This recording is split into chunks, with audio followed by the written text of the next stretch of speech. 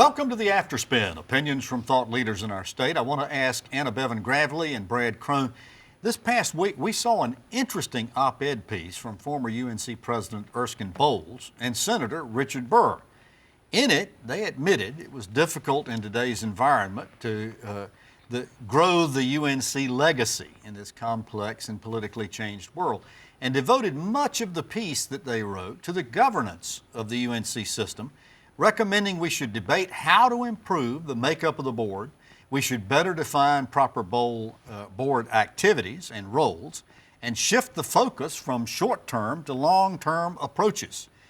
Brad, you've been a critic of UNC's Board of Governors in the past. What did you think of that op-ed Well, just piece? like Bowles-Simpson, the approach back earlier at the turn of the century on addressing our fiscal problems of the nation, I think Erskine's very thoughtful. And I welcomed his leadership. I welcomed the comments from Senator Burr.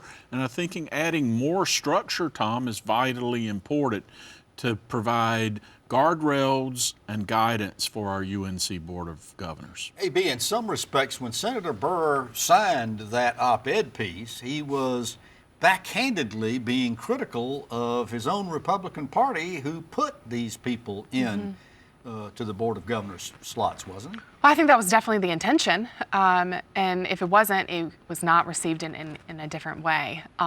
One thing I do find interesting about the op-ed is they wanted to take a step back and really say, hey, guys, we all agree that this should be a thing and we should be better. Why don't we take some steps back so we can go forward in a unified way? And it depends on how that's going to be received, as either helpful and above it or condescending and why are they telling us? In one of his very last interviews, Bill Friday, if you remember, did for NC Spin at our 800th show, he said at the time that Bob Scott forced this through the legislature, he knew that this appointment process was going to create problems. I don't know that he anticipated how long it would be before it happened, but he knew it was going to be problematic. Do we need to go back to some sort of formulaic kind of approach to the majority party has X number of appointments, the minority party has X number of appointments? I don't think that that would be a bad idea to ensure that you get a variety of voices and opinions from leadership across the state. And not only is it Democratic, Republican, but it's East, West, Piedmont, Sex, institutions, race. absolutely. Yeah. And that it's a little more representative of the state of North Carolina. You think that'll ever happen? No. I don't think that's going to happen. If it does, that's going to be a whole nother issue to work out, but there's been a lot of conversation around. This will sound sexist, but truthfully, there was sort of a gentleman's agreement so far as the appointment of the BOG up until 2011, that there would be certain slots guaranteed to Republicans.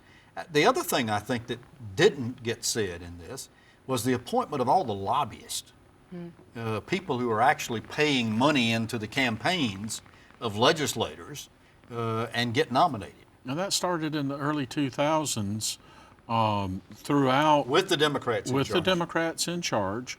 And, it worked. To a certain extent, I would argue that Brad Adcock's leadership on the Board of Governors was productive. His leadership at Appalachian State, productive. Then there's several others that have served.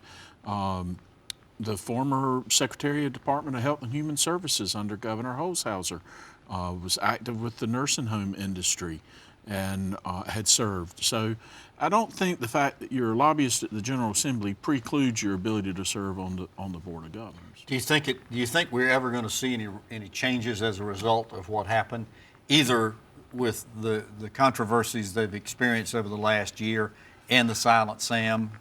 I certainly hope so. I certainly hope that there's going to be more discussion about how can they all work together on a unified vision. I think that's some of what the op-ed was really hitting on, and I totally agree with that.